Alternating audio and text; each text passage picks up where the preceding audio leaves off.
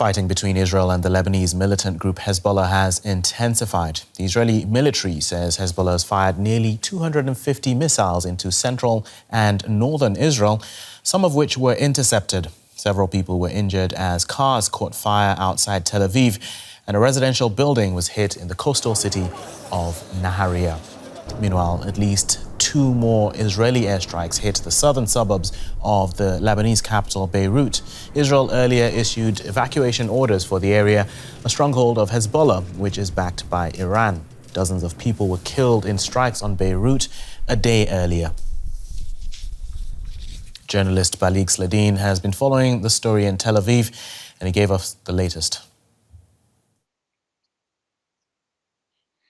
Yes, well, definitely this is one of the most difficult days for the home front in Israel since the beginning of the hostilities on October 8th last year. We're seeing that Hezbollah has fired more than 250 rockets or projectiles in general since midnight last night, and this has reached areas like Tel Aviv and also the Sharon area, as well as the Upper Galilee and the Western Galilee, which means that Hezbollah is intensifying their attacks today against Israeli territory, military sites, and also towns in general. Just a short while ago, less than half an hour, one more time, the sirens were heard in the area of El Sharon, which is north of Tel Aviv, as a result of one surface-to-surface missile that was intercepted by the Israeli Air Force. But the other missile that was fired in that barrage hit a residential building in Tul Karim, which is a Palestinian village in the West Bank.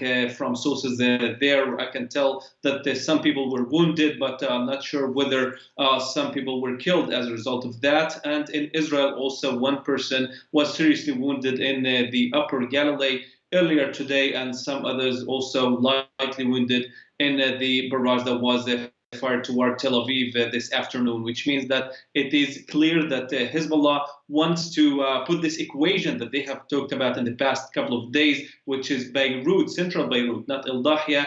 Every time that Israel hits that area, there will be an attempt to reach to the area of Tel Aviv. That's what we are seeing happening today. Also, Israel, of course, is continuing their attacks against El Dahia, the southern suburb of Beirut, and we can see also from reports in Lebanon that the ground operations also intensifying and expanding, and some reports are also talking about even reaching El Litani River in the eastern part or eastern front in that operation.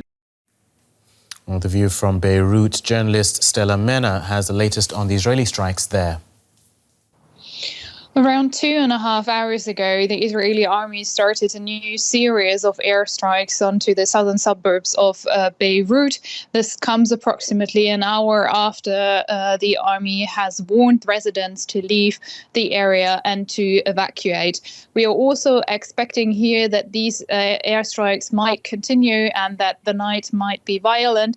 As we have just seen, Hezbollah has carried out a series of airstrikes and fired a series of rockets to the Israeli territory today.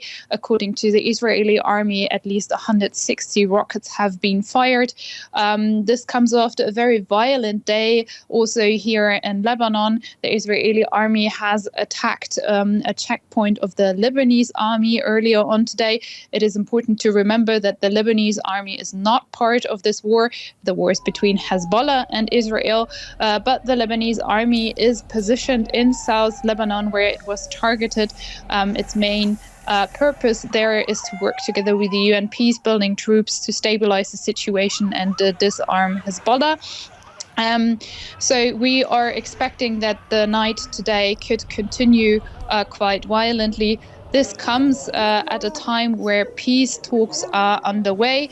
As I speak now, the EU representative for foreign policy, Joseph Borrell, is still in town. He met earlier here with Miati to discuss about proposals for a potential ceasefire. And in his speech, he addressed himself to Hezbollah, but also to the Israeli government, calling on both parties to accept the ceasefire proposal that has been drafted by the US.